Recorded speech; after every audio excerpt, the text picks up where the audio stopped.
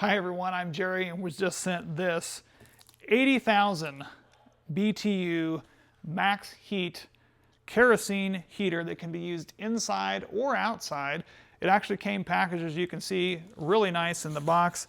I'm going to go ahead and pull this out of here so you can actually see this thing. Now this has a 5-gallon capacity on this and it's packaged really well here.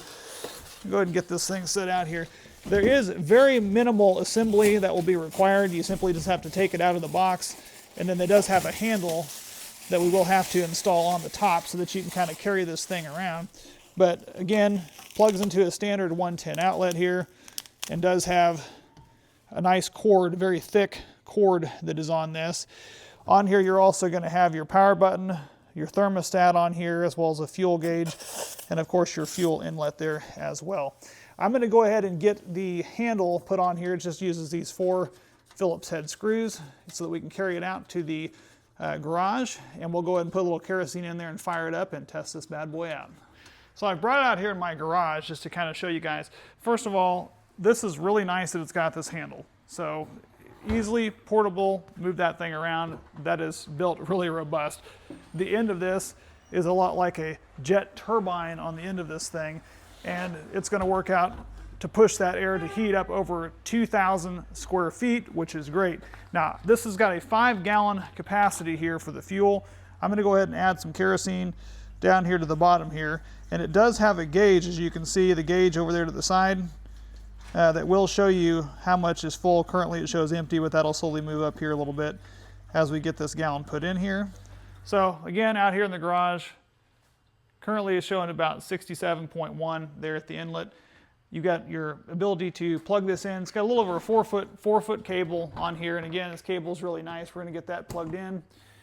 And this first time that we turn this on, it may very well take it a second to kind of prime, but it's going to kick this on here. And you do have your thermostat here on the side, and we're going to go ahead and get that turned up here so that it can get this thing kicked on.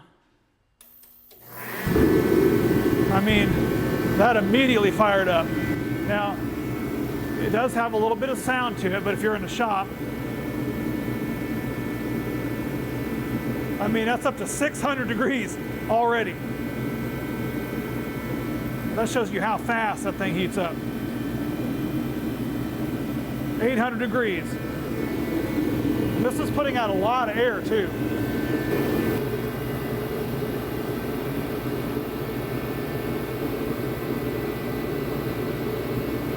Well, I think that's as high as my scanner will go. It aired out. It's already over 1,000 degrees, and that's only been on for a little bit. But this is blowing out a lot of really warm air. So I went ahead and turned that down. I mean, that thing, it put up 1,000 degrees. It went over the temperature gauge of my device here. With that thermostat, you can easily throttle that back, get it set. It'll automatically kick on then whenever it does.